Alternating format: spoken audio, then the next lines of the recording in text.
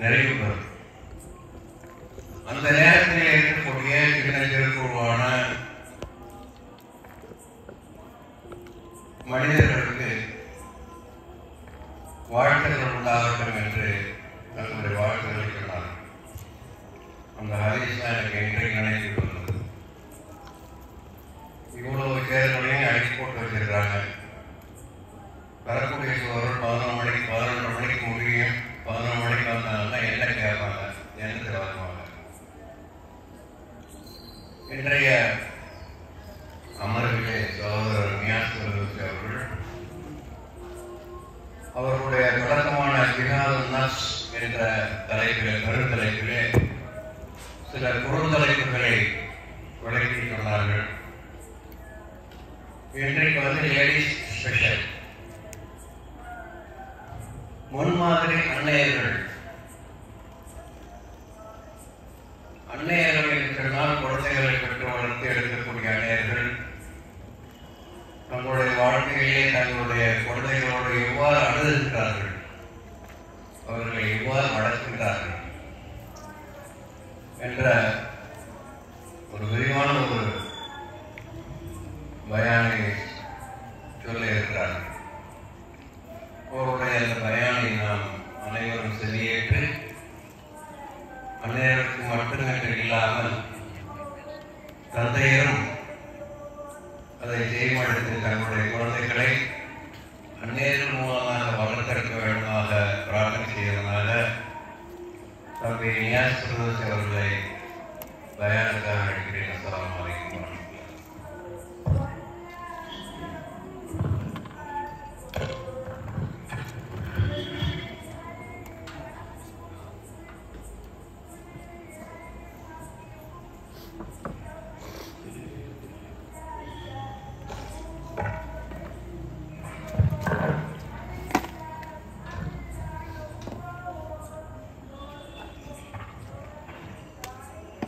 السلام عليكم ورحمة الله وبركاته. الحمد لله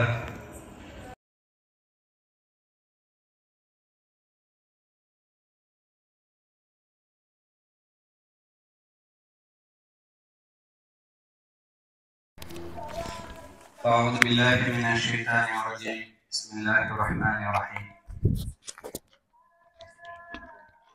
يا أيها الناس اتقوا ربكم الذي خلقكم من نفس واحدة وخلق منها زوجها وبث منهما رجالا كثيرا ونساء واتقوا الله الذي تساءلون به والأرحام إن الله كان عليكم رقيبا.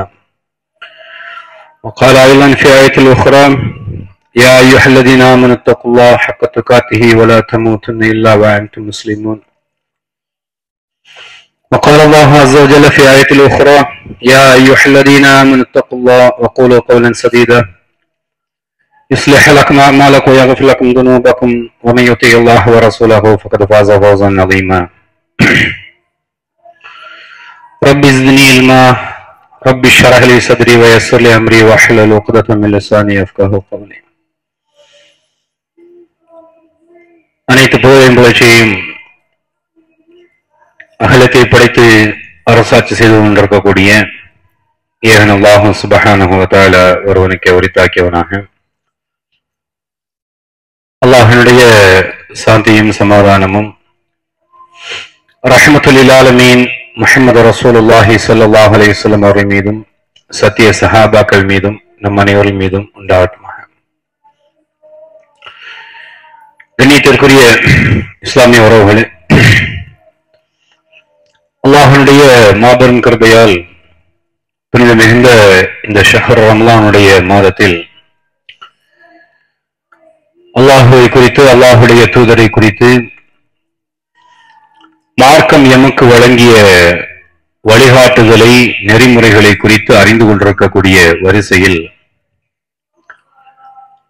அல்லாஹ் சுப்ஹானஹு வ தஆலா இந்த சமூகத்தை பெருக்குகின்ற விதமாக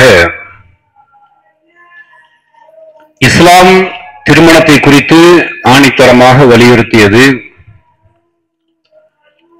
இன்றைக்கு திருமணங்கள் நடத்தப்படுகிறது, திருமணத்தின் மூலமாக குழந்தைகள் பிறக்கக்கூடிய சம்பவங்கள் எல்லாம் இன்றைக்கு படிப்படியாக நடந்து கொண்டே இருக்கிறது.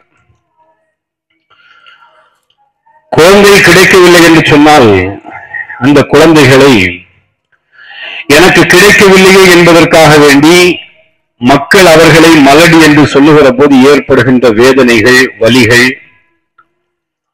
ஒரு குழந்தை தனக்கு கிடைத்ததற்கு பிறகு அந்த குழந்தையினுடைய மதிப்பை உணராத பெற்றோர்கள் தான் இன்றைக்கு சமூகத்திலே அதிகமாக இருந்து கொண்டிருக்கிறார்கள்.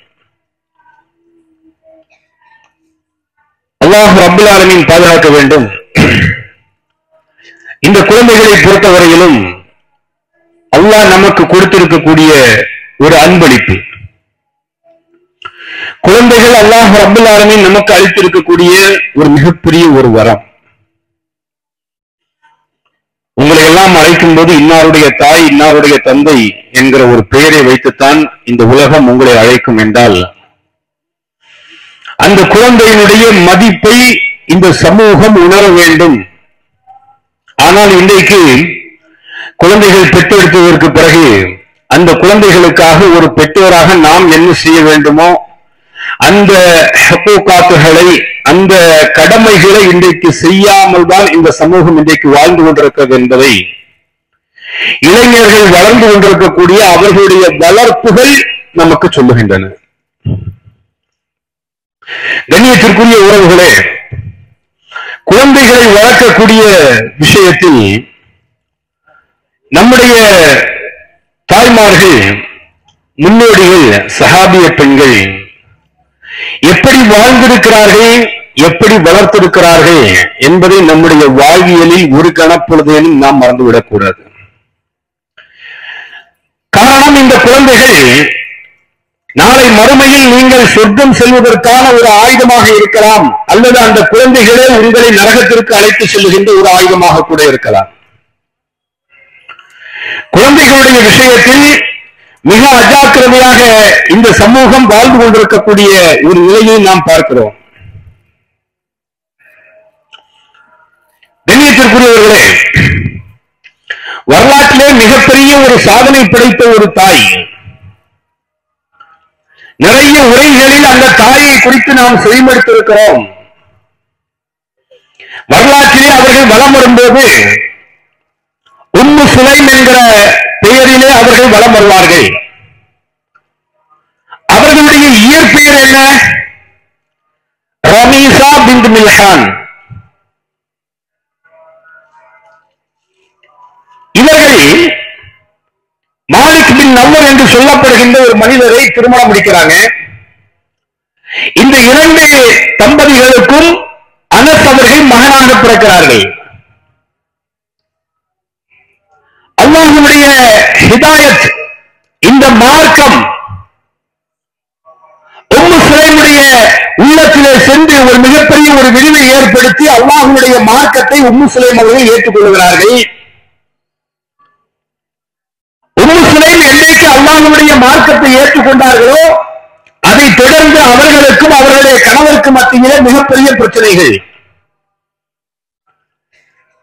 உம்மு சுலைமை பொறுத்தவரையிலும் யாருக்காகவும் அல்லாஹ்வுடைய மார்க்கத்தை நான் விட்டுத்தர முடியாது என்கிற ஒரு ஆணித்தரமான கொள்கையில் இருக்கிறார்கள்.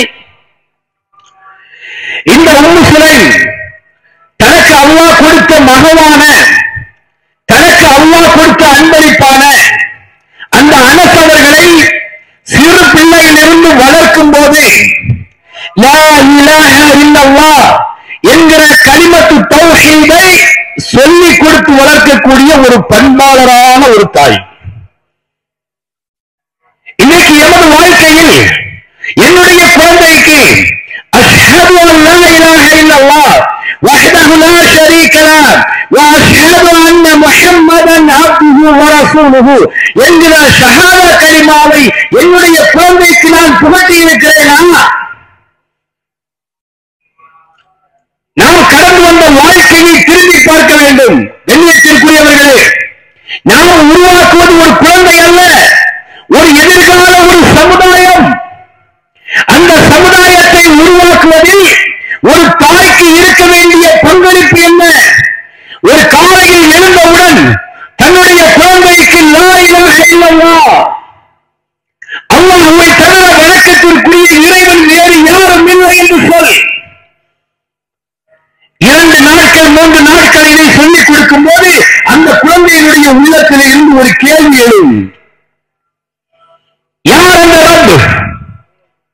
யார் அந்த வணக்கத்திற்குரிய இறைவன்?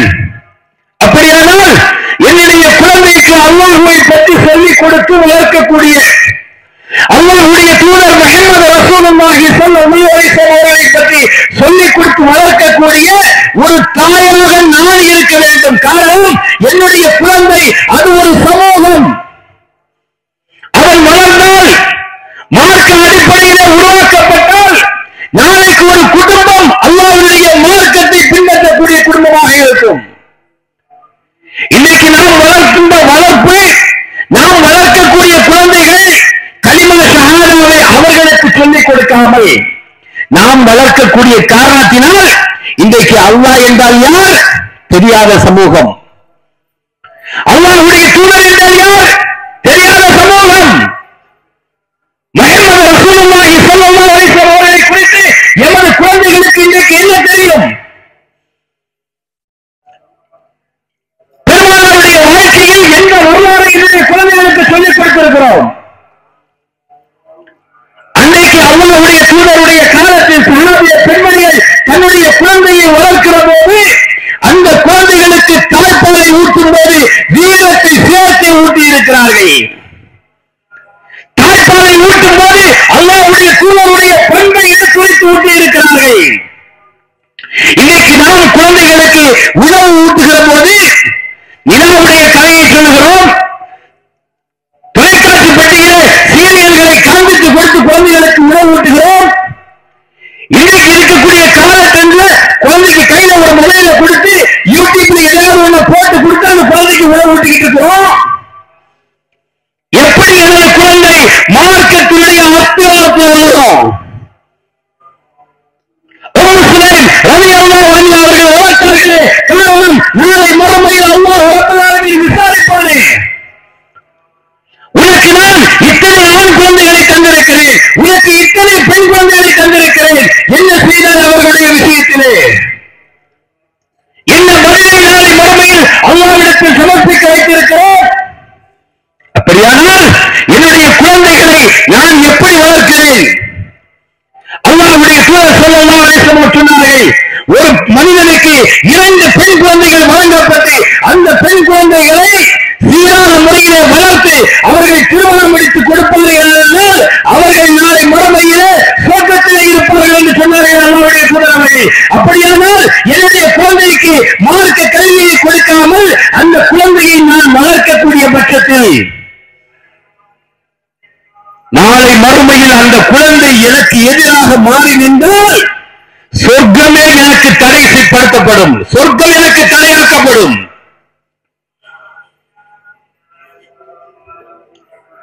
உம்மு சுலைம் ரலியல்லாஹு அன்ஹா அவர்கள் தன்னுடைய குழந்தைக்கு ஏகத்துவத்தை ஊட்டி வளர்த்துக் கொண்டிருக்கக்கூடிய அந்த சந்தர்ப்பத்தில், லா இலாஹ இல்லல்லாஹை கொண்டு தன்னுடைய குழந்தையை வளர்த்துக் கொண்டிருக்கக்கூடிய சந்தர்ப்பத்தில் அவருடைய கணவர் மாலிக் பின் நவ்ஃபல் ஷாமை நோக்கி ஒரு வியாபாரத்திற்காக செல்லுகிறார். அந்த ஷாமிலே அவர் மரணிக்கக்கூடிய ஒரு சூழலும் ஏற்படுகிறது.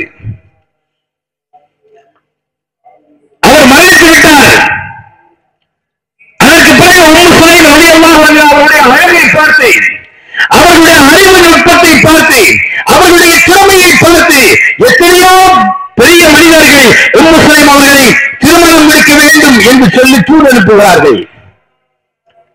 இன்றைய காலகட்ட முறையிலும் இருக்கக்கூடிய விஷயம் தானே.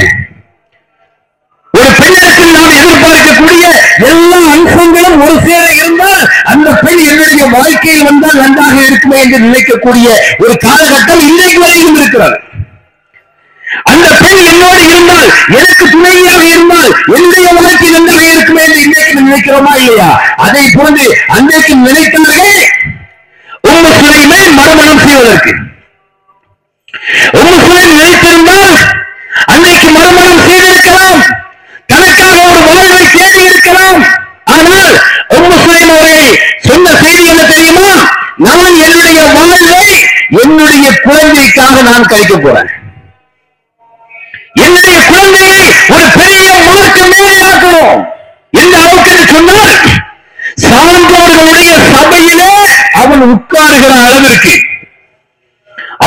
சிறந்த மேதையாக மாற்ற வேண்டும் என்பது உம்மு சுலைமுடைய ஒரு மிகப்பெரிய ஆவல். அதனால் தன்னை தேடி வந்த மறுமணத்தை கூட உபரிகள் உதாசீனப்படுத்தினார்கள். அப்படிப்பட்ட சந்தர்ப்பத்தில் அல்லாஹ்வுடைய தூதர் முஹம்மது ரசூலுல்லாஹ் மக்களிலே இருந்து மதீனாவிற்கு ஹிஜ்ரத் செய்து வருகிறார்கள். உம்மு சுலைம் அவர்களுக்கு மிகப்பெரிய ஒரு வாய்ப்பு. இன்றைக்கு நான் ஆசைப்படுகிறேன், என்னுடைய குழந்தை எங்கே படிக்கணும், என்னுடைய குழந்தை அந்த படிப்பு இந்த படிப்பு அப்படி போகணும் இப்படி போகணும். என்னுடைய ரப்பினுடைய மார்க்கத்தை என்னுடைய மகன் படிக்க வேண்டும் என்று எந்த பெற்றோருக்காவது ஆர்வம் இருக்கிறதா? இன்றைக்கு மதரசாக்களிலே யார் படிக்கிறார்? யாருடைய வீட்டில் உணவுகள் இல்லையோ, உண்பதற்கு உணவில்லையோ அவர்களை படிக்க மதரசாவை சேர்த்துவாங்க.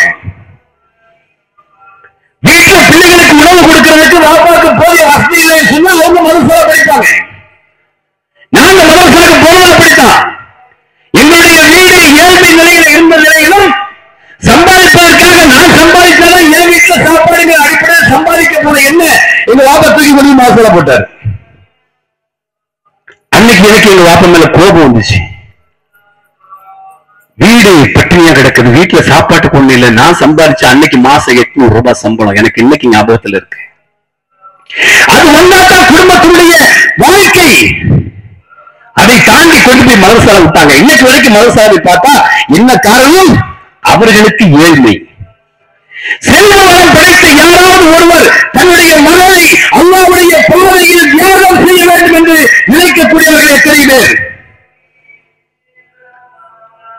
செல்வம் இருக்கிற காரணத்தினால் என்னுடைய மகன் மதரசாவிலே சென்றால் அங்கே கொசு கடிகளை படுத்திருப்பால், என்னுடைய வீட்டில் ஏசியில படுக்கலாம். என்னுடைய மகன் அந்த மதரசாவுக்கு போனா சாப்பாட்டுக்கு கஷ்டப்படுவான், வீட்டில் அவன் நினைத்ததை சாப்பிடுகிறான். செல்வம் கொடுக்கிறோம், அன்பை காட்டுறோம், பாசத்தை காட்டுறோங்கிற பேர்ல இன்னைக்கு நம்முடைய குழந்தைகளை நாம நாசம் பண்ணிக்கிட்டு இருக்கிறோம். கண்ணியத்திற்குரிய உறவுகளே, இந்த குழந்தைகள் எப்படி வளர்க்கப்பட்டிருக்கிறார்கள் என்பதை இந்த தெருவை வளம் வரும்போது நாம் பார்க்க முடிகிறது. இளைஞர்கள் எப்படி உருவாக்கப்பட்டிருக்கிறார்கள். அந்த குழந்தைகள் ரமலானுடைய மாதத்தில் இரவு நேரத்துடைய தொழில்களுடைய மதிப்பை உணர்வுகள் கிடைத்தறிவில் சுற்றிக் கொண்டிருக்கும் போது தெரிகிறது, ஒரு தாய் அதற்கு பின்னால் அந்த குழந்தையை வளர்ப்பதில் சரியான நேரத்தை ஒதுக்கவில்லை என்பதை. ஒரு குழந்தை வழிதவறி சென்று இரவு நேரத்திலே அட்டூழியம் செய்யும் போது தெரிகிறது, ஒரு தந்தை அந்த குழந்தையை கண்காணிக்கவில்லை என்று. அல்லாஹ்விடத்திலே நாளைக்கு என்ன பதில், எதை பதிலாக வைத்திருக்கிறோம்? ஆனால் உம்மு சுலைம் ரலியல்லாஹு அன்ஹா அல்லாஹ்வுடைய தூதர்கள் மதீனாவுக்கு வந்த உடனே தன்னுடைய பிள்ளையுடைய கையை பிடிச்சு இழுத்துட்டு போறாங்க. யார்கிட்ட? ரசூலுல்லாஹி ஸல்லல்லாஹு அலைஹி வஸல்லம் அவர்களிடத்துல. என்ன வயசுங்க? அனஸ் அவர்களுக்கு என்ன வயசு?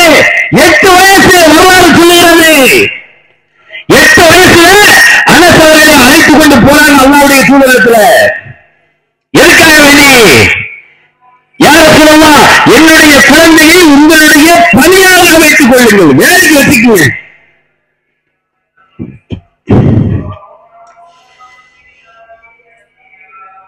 எப்படிப்பட்ட தாய்? கல்வெஞ்சம் படித்த தாயா? வாழ்க்கையில ஒண்ணுமே இல்லை, யாரையாவது திருமணம் முடிச்சாதான் என்னுடைய வாழ்க்கைங்கிற ஒரு நிலைமையில் இருக்கக்கூடிய உம்மு சுலைம் என்னுடைய குழந்தையை கொண்டு போய் அல்லாஹ்வுடைய தூதரிடத்தில் ஒரு வேலைக்கு சேர்க்கிறாங்க. வேலைக்கு வச்சுக்கீங்க. யார சொல்லலாம், அவங்ககிட்ட வேலை வாங்கிக்கிட்டு உங்கள்கிட்ட இருக்க கல்வியை கொடுத்துருங்க, மார்க்கத்தை கொடுத்துருங்க. யார சொல்லலாம், நபிகள் நாயகம் ஸல்லல்லாஹு அலைஹி வஸல்லம் அவரிடத்துல குழந்தையை ஒப்படைச்சதுக்கு பிறகு அவங்களுக்கு நிறைய நேரம், ரொம்ப ஃப்ரீடமான நேரம். நம்ம குழந்தைய ஒரு நேரத்துல அப்படி கொண்டு மதரசாவில நாம சேர்த்துட்டோம்னு சொன்னாலும் நமக்கு கிடைக்கக்கூடிய ஃப்ரீடமான நேரத்துல என்ன, வாட்ஸ்அப்ல தோழிகளோடு பேசுவதற்கு நேரம் உண்டு, முகநூலில் நேரத்தை ஒதுக்குவதற்கு நேரம் உண்டு, தொலைக்காட்சி பெட்டியில நேரத்தை ஒதுக்குவதற்கு நேரம் உண்டு. ஆனால் உம்மு சுலைம் தனக்கு கிடைத்த நேரத்தை எப்படி பயன்படுத்தினார்கள் தெரியுமா? அல்லாஹ்வுடைய மார்க்கத்தை, தனக்கு தெரிந்ததை மற்றவர்களுக்கு எத்தி வைக்கக்கூடிய தாவா ஃபீல்டில் இறங்கினாங்க. பிள்ளையை ஒப்படைச்சாச்சு ரசூல்லா கிட்ட. ரசூல்லா பாத்துக்குவாங்க. தாவத்தில் இறங்கி அல்லாஹ்வுடைய மார்க்கத்தை சமுதாயத்திற்கு எடுத்து சொல்லுகிறார்கள். அப்படி ஒரு பணியை முஸ்லிம் செய்யக்கூடிய நேரத்துல கூட என்னுடைய மகன் அல்லாஹ்வுடைய தூதரத்திலே இருக்கிறாங்கிற நம்பிக்கையில விட்டு வைக்கல. என்ன செய்யறாங்க? அவர்களுடைய கண்காணிப்பு வைத்திருக்கிறார்கள். அதாங்க அவங்களுடைய வாழ்க்கையில மிக முக்கியமானது. இன்னைக்கு ஒரு பிள்ளை வழித்தவராக போகணும்னு சொன்னா ஒரு பாப்பாவுடைய கண்காணிப்புல ஒரு பிள்ளை இருக்கணும். என் மகன் எங்க போறான், யாரோட பழகுறான், பாப்பா வெளிநாட்டில் இருக்காங்க, பாப்பா வேலையில் இருக்காங்க, ஒரு அம்மா என்னுடைய பிள்ளை யாரோட பழகுறான், எங்க போறான், எப்ப வர்றான். நாங்க வளர்ற காலத்துல எங்களுடைய வீட்டுக்கு இத்தனை மணிக்கு வரணுங்கிற ஒரு கால்குலேட்டர் இருந்துச்சு. 5 நிமிஷம் காலதாமதமா வந்தா நைட்டு 12 மணி வரைக்கும் வீட்டுக்கு வெளியே நிப்பாட்டப்பட்டிருக்கேன். என்னுடைய வளர்ப்பு. எங்க வாப்பா இன்னைக்கு நினைச்சு பார்ப்பேன், இந்த சமுதாயம் சீர்கேட்டை நோக்கி போகும்போது என்னுடைய தந்தையை நான் நினைத்து பார்க்கிறேன். 5 நிமிடம் காலதாமதமாக என்னுடைய வீட்டுக்கு வந்தா நான் வெளியே நிக்கணும். நைட்டு 12 மணி வரைக்கும். எங்க வாப்பா தூங்கினதுக்கு பிறகு எங்க அம்மா பொறுமையா வந்து என்னை கூட்டிட்டு போய் உள்ள படுக்க வைப்பாங்க. இன்னைக்கு ஞாபகம் இருக்கு. பள்ளிவாசல்ல போனா எங்க வாப்பா இமாம பார்த்து என் பிள்ளை எந்தெந்த வக்துக்கு வர்றான், எந்தெந்த வக்துக்கு வரலங்கிற ஒரு அட்டெண்டன்ஸ் எடுத்து வைங்க அலிசா அப்படின்னு சொல்லிட்டு போவார். நம்ம விளையாட்டு போக்குல அன்னைக்கு விளையாடுற வயசு தானே. வெளியே வரும்போது ஏதாவது இளைஞர்கள் எல்லாம் விளையாடுவதை பார்த்தால் ஆவேசப்பட்டு அந்த விளையாட்டுல போய் சேர்ந்துருவோம். ஒரு வக்த தொழுக போயிடும். செய்தி எங்க வாப்பாவுக்கு போயிடும், எனக்கு தெரியாது. வீட்டுக்கு போற எனக்கு ஒரு நேரத்துடைய சாப்பாடு கட்டு. சாப்பாடுனா பெரிய சாப்பாடுலாம் கிடையாது, அதுவே ரொம்ப ரேர். கஞ்சி வெங்காயம் தான் கடிக்கிறது, அதுவே கட்டு, சாப்பாடு கிடையாது. பிரதேசிய காலேஜ்ல வந்ததுக்கு பிறகு கொஞ்சம் நல்லா சாப்பிடலாம்னு பார்த்தா அங்கேயும் அதான் பனிஷ்மெண்ட். ஒரு நேரத்துடைய தொழுகை இழந்தால் ஒரு நேரத்துடைய சாப்பாடு கட்டு. அது நோட்டீஸ் போர்டுல வேற முதல்வர்த்திக்கு போடுவாரு. யார் யார் இன்னைக்கு ஃபஜ்ருடைய தொழுகைக்கு எழுந்திருக்கல, யாருக்கெல்லாம் சாப்பாடு கட்டி நோட்டீஸ் போர்டுல வரும். வெக்கம் வெக்கம். ஒரு 5 மாணவர்கள் படிக்கிற இடத்துல என்னுடைய பெயர் நோட்டீஸ் போர்டுல வருதுன்னா அதை பார்த்து வெக்கப்பட்டு நாளைக்கு ஃபஜ்ருக்கு போய் நின்றுவேன். நாளைக்கு கோடான கோடி மக்களுக்கு மத்தியில் மஹ்ஷர் மைதானத்தில் அல்லாஹ் ரப்பல் ஆலமீன் விசாரித்தால் என்ன பதில்? என்னுடைய குழந்தைகளுக்கு லா இலாஹ இல்லல்லாஹ் என்னன்னு தெரியல, முஹம்மது ரசூலுல்லாஹ் என்னன்னு தெரியல. என்னுடைய குழந்தை என்ன பண்றான், அவன் யாரோட சேர்றான், அவன் என்னென்ன கெட்ட பழக்கங்களை பழகிக்கிறான். ஒரு தாய் அதை கவனிக்கிறதே கிடையாது. காரணம் தாய்க்கு நேரமே தொலைக்காட்சி பெட்டியில போயிருது. முட்டி முருங்கி வந்து என்னைக்காவது ஒரு கட்டத்துல வந்து நிற்கும் போது அழுது புலம்புற, ஐயோ என் பிள்ளை கெட்டு போயிட்டானே. அப்ப உண்மை சொல்லிய வாழ்க்கையில ஒரு நல்ல படிப்பினை இருக்கிறது. உங்களுடைய பிள்ளைகளை உங்களுடைய கண்காணிப்பில் வைத்திருங்கள். ஏன் நபிகள் நாயகம் ஸல்லல்லாஹு அலைஹி வஸல்லம் அவர்கள் செய்யலையா?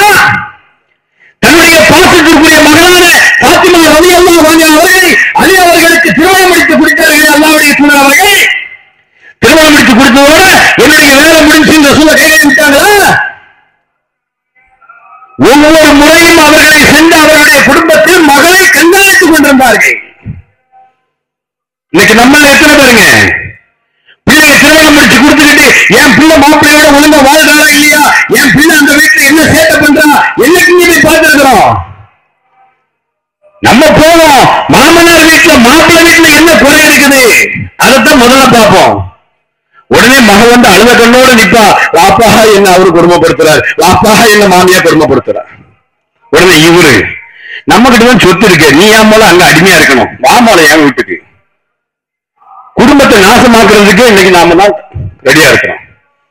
ஆனா ரசூலுல்லாஹி ஸல்லல்லாஹு அலைஹி வஸல்லம் அவர்களை பொறுத்த வரைக்கும் ஒரு பிரச்சனைன்னு சொன்னா அந்த சாந்தப்படுத்துறதுக்கு பார்ப்பாங்க. அப்படிதான் ஒரு முறை மகளை கண்காணிக்க போறாங்க. வீட்டுல பாக்குறாங்க மருமகளை காணோம்.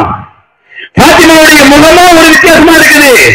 வீட்டுல ஏதோ பிரச்சனை விளங்கிக்கிட்டாங்க ரசூலுல்லாஹ். அங்க போய் என்ன செய்யல, மகள்கிட்ட உனக்கு மாப்பிளைக்கு என்ன பிரச்சனைன்னு கேட்கல, கேட்க கூடாது. மாப்பிள்ளை பொண்டாட்டிக்கு பிரச்சனை இருந்துச்சுன்னா மூணாவது ஒருத்தர் தலையிடாத வரைக்கும் இரவு நேரத்தில் அந்த பிரச்சனை சாந்தமாயிடும். மூணாவது ஒருத்தர் தலையை கொண்டு உள்ள நோட்டாங்கன்னு சொன்னா அது தலாக்குல போய் நிற்கும். இதான் இன்னைக்கு வாழ்க்கை. நடக்குதா இல்லையா? காலையில சண்டை போடுறாங்க கணவனை, சாயந்தரமான சரியா போய் விட்டுருங்க. அன்றைக்கு நம்முடைய மூதாதையர்கள் அப்படிதான் பண்ணாங்க. மாப்பிள்ளைக்கு பொண்டாட்டிக்கு சண்டை வந்துச்சுன்னா மூதாதையர்கள் பாட்டிமார்கள் இருந்தாங்க. போய் பொண்ணை கூப்பிட்டு பார்த்து சுகாரமா நடந்துக்கமா போமா, முடிஞ்சு, அவ்வளவுதான். சுமூகமான வாழ்க்கை. அப்ப அல்லாவுடைய தூர் போறாங்க, பாத்திமாவுடைய முகத்துல மாற்றம் கேட்கிறாங்க, என்ன செய்தி அவர் அறிவுங்க. ஒரு சின்ன பிரச்சனையா பாப்பா கோச்சிட்டு போயிட்டார். அதிகபட்சமா எங்க போவாங்க? பள்ளிவாசல் தான் போவாங்க. ரசூலுல்லாஹ் பள்ளிக்கு போறாங்க, அலி அவர்கள் அங்க படுத்து கிடக்குறாங்க. மண்ணின் தந்தை என்கிற பெயர் அவருக்கு அப்பதான் ரசூலுல்லாஹ் வைக்கிறாங்க. என்ன எழுப்பி தட்டி கொடுத்துட்டு வீட்டுக்கு போங்க அப்படிங்கிறாங்க. எவ்வளவு அழகான ஒரு சுமூகம். அப்ப எதற்காக இதை சொல்லுவார்கள் என்று சொன்னால், ஒரு பிள்ளையை திருமணம் பண்ணி கொடுத்து விட்டாலும் கூட அவர்களை கண்காணிக்கக்கூடிய பொறுப்பு ஒரு தகப்பனுக்கும் ஒரு தாய்க்கும் உண்டு. அபூபக்கர் சித்திக் ரலியல்லாஹு அன்ஹு அவர்கள் தன்னுடைய மகள் ஆயிஷா ரலியல்லாஹு அன்ஹா அவர்களை அல்லாஹ்வுடைய தூதருக்கு மணமுடித்து கொடுத்தார்களே, அவர்களும் தன்னுடைய கண்காணிப்பில் தான் வச்சிருந்தாங்க. வரலாறுகளை பார்க்கிறோம். இன்னைக்கு நாம் அதை தவறுகிற காரணத்தினால்தான் இன்னைக்கு பிரச்சனைகள் குடும்பத்துல. என்னுடைய குழந்தையை பார்க்க தவறுகிற, கண்காணிக்க தவறுகிறதுனால பிரச்சனை. ஆனா உம்மு சுலைம் ரலியல்லாஹு அன்ஹா அவர்கள் அல்லாஹ்வுடைய தூதரத்துல வேலைக்கு இருக்கிற, கல்வியை கற்கிற தன்னுடைய மகன் எப்படி இருக்கிறான் பார்த்து பார்த்து வளர்க்கிறாங்க. அப்ப ஒரு முறை ரசூலுல்லாஹி ஸல்லல்லாஹு அலைஹி வஸல்லம் அவர்கள் ஒரு பொறுப்பு கொடுத்து விடுறாங்க. இந்த பொறுப்பை செஞ்சுட்டு வாங்க அனஸ் அப்படின்ட்டு. அனஸ் அவர்கள் போயிட்டு வர்றாங்க. கொஞ்சம் காலதாமதம் ஆயிடுச்சு. வழியில பிள்ளைய பாக்குறதுக்காக அம்மா போய் நிக்கிறாங்க. பிள்ளைய பாக்குறாங்க. பார்த்துட்டு எங்க போயிட்டு வர்ற அப்படின்னாங்க. ஒரு விஷயமா அல்லாஹ்வுடைய தூதர்கள் அனுப்புனாங்க. அதை முடிச்சுட்டு வர்றதுக்கு கொஞ்சம் காலதாமதம் ஆயிடுச்சு. என்ன விஷயம், என்ன செயல் என்று கேட்கக்கூடாது, நான் சொல்லவும் மாட்டேன். ஏன்? அல்லாஹ்வுடைய தூதர் அவர்கள் என்னிடத்தில் அதை அமானிதமா கொடுத்திருக்கிறாங்க. 8 வயசு 9 வயசு 10 வயசுல ஒரு பிள்ளை மார்க்கத்தினுடைய கட்டுப்பாட்டுக்குள் வருது பாருங்க. ஒரு தாய்க்கு சந்தோஷம், ஒரு முஸ்லிமுக்கு சந்தோஷம். என்னுடைய தூதர் முஹம்மது ரசூலுல்லாஹ் கொடுத்த அமானிதத்தை ஒரு தாயத்தில் கூட என்னுடைய மகன் சொல்லவில்லை. மகிழ்ச்சி. இன்னைக்கு அமானிதம் என்றால் என்ன? அல்லாஹ்வுடைய தூதர் சொன்னார்கள், மறுமை நாளுடைய நெருக்கம், மறுமை உங்களுக்கு நெருங்கி வந்துவிட்டது என்பதை நீங்கள் விளங்கிக் கொள்ள வேண்டுமா? அமானிதம் பால்படுத்தப்படும் போது அதை உணர்ந்து கொள்ளுங்கள். இன்னைக்கு அமானிதம்னா என்னன்னு தெரியாது. அமானிதம்னா என்னங்க? அமானிதம்னா என்ன? யாராவது ஒரு பொருளை வைக்க கொடுத்தாங்கன்னா அமானிதம், சரிதானே? சரி, இப்ப நான் ஒரு விஷயத்தை சொல்றேன், இதை யாருகிட்டே சொல்லாதீங்க. இது என்ன அமானிதமா இல்லையா? இன்னைக்கு இந்த அமானிதம் பாதுகாக்கப்படுதா? நான் ஒருத்தர் சொல்றேன், இந்த விஷயத்தை யார்ட்டையும் சொல்லாதீங்க, ரகசியமா வச்சுக்கோங்க. ஒரு மறுநாள் காலையில அது போய் ஊரை சுத்திட்டு வந்து என் காதுக்கே வருது, இந்த விஷயத்தை ஆலிம்சா நீங்க யார்ட்டையும் சொல்லிடாதீங்க. தலையாளம். அப்ப அமானிதம் எந்த அளவுக்கு இருக்கிறது, இதனுடைய மதிப்பு என்ன இன்னைக்கு விளங்கல. நாம ஒரு பெற்றோர்களாக நாம விளங்கல. நம்முடைய குழந்தைக்கு எப்படி விளங்க வைப்போம் இத? ஆனா அன்னைக்கு உம்மு சுலைம் ரலியல்லாஹு அன்ஹா அவர்கள் தன்னுடைய குழந்தைக்கு விளங்க வைத்தார்கள். அவர்கள் ஆசைப்பட்டதை போன்று சான்றோர்களுடைய சபையில இருக்கிற அளவிற்கு அனஸ் ரலியல்லாஹு அன்ஹு அவர்கள் வளர்ந்தார்கள் மார்க்கத்துல. அதுக்கு பிறகு தாவா பண்றாங்க.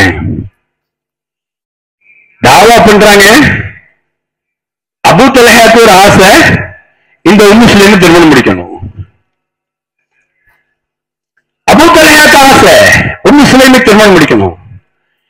அப்ப கூப்பிட்டு சொன்னாங்க, அபூ தல்ஹா, நானும் இறைவனுடைய மார்க்கத்துல இருக்கிறேன், நீங்க இணை கற்பிக்கிற மார்க்கத்துல மதத்துல கொள்கையில இருக்கிறீங்க, உங்களை நான் திருமணம் முடிக்க முடியாது அபூ தல்ஹா. நீங்க அல்லாஹ்வுடைய மார்க்கத்தை ஏற்றீங்கன்னு சொன்னா நான் உங்களை திருமணம் முடிக்கிறேன். ரொம்ப யோசனைக்கு பிறகு அபூ தல்ஹா அவர்களே திருமணம் முடிக்கணும்னு முடிவுக்கு வந்துட்டாங்க. மார்க்கத்தை ஏற்றுக்கொள்வதற்கும் தயாராயிட்டாங்க. இப்ப சொன்னாங்க, உம்மு சுலைமே, உங்களை திருமணம் முடிப்பதாக இருந்தால் உங்க சட்டப்படி நான் மகர் கொடுத்தாகணும். ஆனா கொடுக்கறதுக்கு என்கிட்ட ஒண்ணுமே இல்லை. மகரா கொடுக்கிறதுக்கு ஒண்ணுமே இல்லை. உம்மு சுலைம் வரலாற்றில் முதல் முறையாக இந்த உலகத்தில் சாதனை படைத்திய ஒரு தாய். அபூ தல்ஹாவே, நீங்கள் இஸ்லாத்தை ஏற்றுக்கொள்ளுங்கள், நீங்கள் இஸ்லாத்தை ஏற்றுக்கொள்வதை நான் மகராக ஏற்றுக்கொள்கிறேன். அல்லாஹ் அந்த தம்பதிகள் மூலமாக பிற்காலத்தில் மிகப்பெரிய காரிகளை இந்த உலகத்திற்கு கொடுத்ததாக வரலாற்றிலே பார்க்கிறோம். உம்மு சுலைம் ரலியல்லாஹு அன்ஹா அவர்கள் சொர்க்கத்திற்கு சொந்தக்காரி என்கிற ஒரு நற்செய்தியை இந்த உலகத்திலே வாங்கினார்கள். சாதாரணமாக நற்செய்தி வாங்கல, தன்னுடைய குழந்தையை வளர்க்கிற விஷயத்தில் அந்த அளவிற்கு தியாகத்தை ஒரு தாயாக அவர்கள் பெற்றதின் காரணத்தினால் நாளை மறுமையிலே அவர்களுக்கு சொர்க்கம் உண்டு என்கிற ஒரு நற்செய்தி கிடைத்தது. அதுக்கு அடுத்த கட்டமாக திருமணத்திற்கு பிறகு ஒரு கணவனோடு எப்படி நடக்க வேண்டும் என்கிற ஒரு சமயோகித வாழ்க்கை நெறியை இந்த சமுதாயத்துக்கு கொடுத்தவர்களே உம்மு சுலைம் ரலியல்லாஹு அன்ஹா அவர்கள் தான். இன்றைக்கு கணவனோடு எப்படி வாழ வேண்டும், எல்லா லேடிஸ் கையில ஒரு பேப்பரை கொடுத்து ஒரு சின்ன குறிப்பு எழுத சொல்லுங்க. கணவரோடு எப்படி வாழணும்? அவரு வெளியே போயிருக்காரு, வருவாரு, சாப்பாடை போட்டு மூடி வைக்க வேண்டியதுதான், வந்த உடனே சாப்பிட்டு வந்து படுத்துருவாரு, முடிஞ்சு. இவர்கிட்ட மனைவியை பத்தி கேளுங்க. எனக்கு என்ன தெரியும், காலையில வீட்டை விட்டு போறப்பதான் செய்யும், நைட்டு தான் வீட்டுக்கு போவேன், அந்த சனியம் கூட போய் உட்கார்ந்து எவ்வளவு நேரம் தான் அந்த மூஞ்ச பாக்குறது இவரு. எனக்கு குடும்ப வாழ்க்கை இது. உங்களை நம்பி ஒரு குழந்தை, 2 குழந்தை இருக்கிறது. அந்த குழந்தையினுடைய முதல் ஆசிரியர் பெற்றோர்கள் தானே. பாப்பா எப்படி நடக்கிறாங்க, அம்மா எப்படி நடக்கிறாங்க, இதை பார்த்துக்கான குழந்தை வளருது. இன்னைக்கு நிறைய பிள்ளைங்க கெட்ட வார்த்தையை பயன்படுத்துறாங்க, யாத்திரை போறாங்க. பாப்பா கோவம் வரும்போது தானா தானா தானா தானா வீட்டுல 4 வார்த்தையை பேசுறாங்க, பிள்ளை கத்துக்கிறான், வெளியே போய் அவன் அதை பயன்படுத்துறான். உமாவை பார்த்தா வாப்பாவுக்கு மதிப்பு இல்லை. அந்த பொம்பளை பிள்ளை வளரும் போது நாளைக்கு அது மாப்பிள்ளைய அது மதிக்கிறது இல்ல. ஏன்னா என் அம்மாவே எங்க வாப்பாவை மதிக்கலையே. அப்ப அல்லாஹ்வுடைய தூதர் சொன்ன ஒரு விஷயத்தை நேற்று உங்களுக்கு நினைவுபடுத்தினேன். யா மாஷர நிசா தஸத்தக்ன, பெண்களே நீங்கள் அல்லாஹ்வுடைய பாதையில் அதிகமாக தர்மம் செய்யுங்கள். நீங்கள் அதிகமாக அல்லாஹ் ரப்பல் ஆலமீனிடத்தில் இஸ்திக்ஃபார் செய்யுங்கள் என்று அல்லாஹ்வுடைய தூதர் ஸல்லல்லாஹு அலைஹி வஸல்லம் சொன்னாங்க. என்ன காரணம் என்றால் அந்த காரணத்தை அல்லாஹ்வுடைய தூதர் சொன்னாங்க. நேற்று உங்களுக்கு ஹதீஸ் சொன்ன காரணத்தை சொல்லல, இன்னைக்கு காரணத்தை சொல்லுகிறேன். அல்லாஹ்வுடைய தூதர் சொன்னார்கள், பெண்கள் நீங்கள் அதிகமாக சாபமிடுகிறீர்கள். பெண்கள் நீங்கள் உங்களுடைய கணவன்மாருக்கு கட்டுப்படாமல் நடந்து கொண்டிருக்கிறீர்கள். மார்க்க அறிவில் நீங்கள் குறைபாடு உடையவராக இருக்கிறீர்கள். இதன் காரணத்தினால்தான் நீங்கள் நாளை மறுமையிலே நரகத்தில் அதிகமாக இருக்கிறீர்கள். அந்த நரகத்தை விட்டு உங்களை காப்பாற்றிக் கொள்வதற்கு அதிகமாக இஸ்திக்ஃபார் செய்யுங்கள், அதிகமாக தர்மம் செய்யுங்கள் என்று அல்லாஹ்வுடைய தூதர் ஸல்லல்லாஹு அலைஹி வஸல்லம் சொன்னார்கள். என்ன சாபம்? என்னுடைய குழந்தை என்னுடைய வீட்டிலே ஒரு சின்ன சேட்டை பண்ணிட்டு சொன்னா அந்த குழந்தைய சர்வ சாதாரணமா சனியனேங்கிறோம், பிசாசுங்கிறோம், எரும மாடுங்கிறோம்.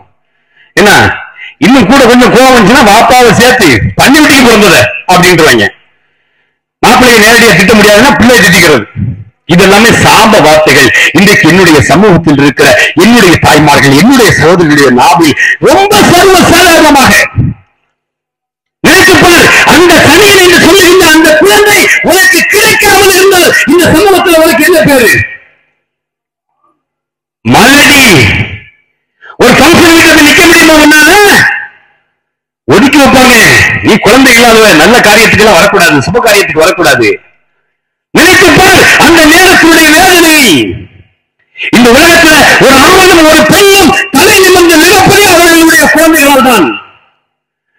அந்த குழந்தைகளுடைய விஷயத்தில் நேரம் ஒதுக்குங்க, தயவு செய்து நேரம் ஒதுக்குங்க. அல்லாஹ் ரப்பல் ஆலமீன் தந்த அமானிதத்தை பாழ்படுத்தி விடாதீர்கள். அந்த கணவரோடு எப்படி வாழ வேண்டும்? உம்மு சுலைம் அவர்கள் சொன்னார்கள், ஒரு முறை அவர்களுக்கு பிறந்த ஒரு குழந்தை, அனஸுக்கு பிறகு அபூ தல்ஹா அவர்களுக்கும் உம்மு சுலைமுக்கும் ஒரு குழந்தை பிறக்கிறது. அந்த குழந்தை உடல்நிலை சரியில்லாமல் இருக்கிறது. அபூ தல்ஹா வெளியே போறாங்க, போயிட்டு வீட்டுக்குள்ள வர்றாங்க. அந்த குழந்தை மௌத்தாயிடுச்சு. போயிட்டு வர்றதுக்குள்ள குழந்தை மௌத்தா போச்சு, உடல்ல சரியில்லாம. தன்னுடைய தெருவில் இருக்கக்கூடிய மக்கள்கிட்ட போய் சமயத்தை பாருங்க, என் கணவர் என் வீட்டுக்கு வந்து நல்ல முறையில சாப்பிட்டு முடிக்கிற வரைக்கும் என் குழந்தை மௌத்தா போச்சுங்கிற செய்தியை என் கணவருக்கு யாருமே சொல்லக்கூடாது. ஒரு கணவனை எப்படி ரிசீவ் பண்றாங்க பாருங்க. ஒரு கணவனிடத்தில் எந்த பிரச்சனையை சொல்ல வேண்டும், எந்த பிரச்சனையை நேரம் பார்த்து சொல்ல வேண்டும் என்கிற சமயோகிதம் வாழ்க்கையில் இருக்கிறது. வெளியே வியாபாரத்துக்கு போயிட்டு வருவார், அவருக்கு சடனா ஒரு பிரச்சனையை சொன்னது சொன்னா ஏற்கனவே டென்ஷன்ல வரக்கூடிய மனிதர் இதை கேட்டார்னா கூட கொஞ்சம் டென்ஷன் ஆயிடுவார், அவருடைய ஆரோக்கியம் குறைஞ்சு போயிடும். அப்போ உம்மு சுலைம் ரலியல்லாஹு அன்ஹா அவர்கள் தன்னுடைய கணவர் வந்ததற்கு பிறகு அவர்களுக்கு உணவு பரிமாறுறாங்க. கணவர் கேட்கிறார், நம்ம குழந்தை இப்ப எப்படி இருக்கு? முன்னாடி இருந்ததை விட நல்லாவே இருக்கிறான், பொய் சொல்லல, உண்மையிலேயே ராகத்தா இருக்கிறான். முன்னாடி நோயப்பட்டு கஷ்டப்பட்டு இருந்தான், இப்ப ராகத்தா இருக்கிறான் முடிஞ்சு. அவர்களுடைய இல்லற நிலைகள்லாம் முடிஞ்சு கணவன் மகிழ்ச்சியாக இருக்கும்போது ஒரு சின்ன வினாவை அவர் போட்டுறாங்க. அபூ தல்ஹா, ஒரு அமானிதமாக உங்கள்கிட்ட ஒரு பொருளை கொடுத்துட்டு அந்த பொருள் எனக்கு திரும்ப வேணும்னு கேட்டா அதை கொடுக்கறதுக்கு நீங்க கோச்சிக்குவீங்களா அபூ தல்ஹான்னு கேட்கிறாங்க. அப்ப அவர் சொன்னார், எப்படிமா கோச்சுக்குவோம், அமானிதமா கொடுத்த பொருளை அது ஒப்படைச்சுதானே ஆகணும். அப்படியானால் அல்லாஹ் நமக்கு கொடுத்த அமானிதமான அந்த குழந்தையை அல்லாஹ் என்ன செஞ்சுட்டான், எடுத்துக்கொண்டான் என்று செய்தியை சொல்றாங்க. இன்னா லில்லாஹி வ இன்னா இலைஹி ராஜிஊன். அப்ப அபூ தல்ஹா கேட்கிறாங்க, ஏன் அதை நீ வந்த ஒண்ணு சொல்லல? ஒரு கணவர் கிட்ட அது வந்த ஒண்ணு சொல்லக்கூடாதுங்க. ஒரு கணவன் இடத்துல எதை எப்போது சொல்லணுமோ அதை நேரம் பார்த்து சொல்லணும். அந்த ஒரு சமயோகிதத்தை உம்மு சுலைம் ரலியல்லாஹு அன்ஹா அவர்கள் கற்றுக் கொடுத்தார்கள். அல்லாஹ்வுடைய தூதரை மறுநாள் காலையில ஃபஜ்ர்ல போய் பாக்குறாங்க, யார சொல்லலாம், இப்படி எல்லாம் சம்பவம் நடந்துச்சு, என் மகன் மௌத்தா என் வீட்டுல இருந்துட்டான், நானும் என் மனைவியும் சந்தோஷமா இருந்துட்டோம், யார சொல்லலாம். அது ஒரு பெரிய தப்பா நினைச்சிட்டாரு. அல்லாஹ்வுடைய தூதர் சொன்னாங்க, அல்லாஹ் ரப்பல் ஆலமீன் உங்களுடைய வாழ்க்கையில் அருள் செய்வானாக, அபிவிருத்தி செய்வானாக. அதற்கு பிறகு அவர்களுக்கு அந்த இன்பத்தின் மூலமாக ஒரு அப்துல்லா என்கிற ஒரு குழந்தை பிறக்கிறது. அவர்களுடைய வாரிசே காரிகளாக, குர்ஆனை மனனம் செய்து ஓதுகின்ற காரிகளாக, குர்ஆக்களாக. கண்ணியத்திற்குரியவர்களே, உம்மு சுலைமுடைய வாழ்வு மட்டுமல்ல, முன்மாதிரியாக இன்னும் நிறைய சஹாபிய பெண்களுடைய வாழ்வு உண்டு. தன்னுடைய குழந்தைகளை அடித்து வளர்த்த பெற்றோர்களும் உண்டு. ஏன் அடித்து வளர்க்கிறீர்கள் என்று கேட்டால், என்னுடைய குழந்தை அல்லாஹ்வுடைய மார்க்கத்தில் சீதோஷ்ணமாக இருக்க வேண்டும், அவன் கோழையாக இருக்கக்கூடாது, அவன் ஒரு வீரனாக ஒரு படையை நடத்தி செல்லுகின்ற ஒரு தலைவனாக என்னுடைய குழந்தை இருக்க வேண்டும், அதற்காக நான் அடிக்கிறேன் என்று சொன்ன சஃபியா ரலியல்லாஹு அன்ஹா அவர்கள் எல்லாம் இருக்கிறார்கள் வரலாற்றிலே. நேரம் குறைவாக இருக்கிறது, நிறைய சஹாபிய தோழிகள் இருக்கிறார்கள். இப்படி எதற்காக இன்றைக்கு எடுத்திருக்கோம் என்று சொன்னால், ரமலானுடைய மாதம், இந்த ரமலானில் உங்களுடைய பிள்ளைகளுக்கு ஒவ்வொரு நாளும் காலையில் எழுந்தவுடன் லா இலாஹ இல்லல்லாஹ் என்றால் என்ன, கலிமாவுடைய மதிப்பு என்ன, இறைவன் என்றால் யார், இறைவனுடைய தூதர் என்றால் யார் என்பதை அந்த குழந்தைகளுக்கு ஊட்டி ஊட்டி வளர்க்க வேண்டும். கண்ணியத்திற்குரியவர்களே, அல்லாஹ் சுப்ஹானஹு வ தஆலா தந்திருக்கக்கூடிய அமானிதம் அந்த குழந்தை. ஆகவே அந்த அமானிதத்தை அல்லாஹ் ரப்பல் ஆலமீன் இடத்தில் சீதோஷணமாக நாம் ஒப்படைக்க வேண்டும் என்று சொன்னால், குழந்தையை எப்படி வளர்க்க வேண்டும், எப்படி பராமரிக்க வேண்டும் என்பதை நபிகள் நாயகம் ஸல்லல்லாஹு அலைஹி வஸல்லம் அவர்கள் கற்றுத்தந்ததனுடைய அடிப்படையில் நம்முடைய குழந்தைகளை இன்ஷா அல்லாஹ் நாம் பராமரிப்பதற்கு முயற்சி செய்வோம். அல்லாஹ் சுப்ஹானஹு வ தஆலா அந்த குழந்தைகளை அவனுடைய மார்க்கத்தில் மேதைகளாக ஆக்கி, அல்லாஹ்வையும் அல்லாஹ்வுடைய தூதரையும் அறிந்து தன்னுடைய வாழ்க்கையில் நடைமுறைப்படுத்தி, அடுத்த ஒரு சமூகம் உருவாகும் போது இறைவனுடைய மார்க்கத்தை, இறைத்தூதருடைய சுன்னாவை கடைபிடிக்கக்கூடிய ஒரு சமூகமாக மாற வேண்டும் என்றால் நம்முடைய வாழ்வில் நிறைய தியாகங்களும் உழைப்புகளும் இருக்க வேண்டும்.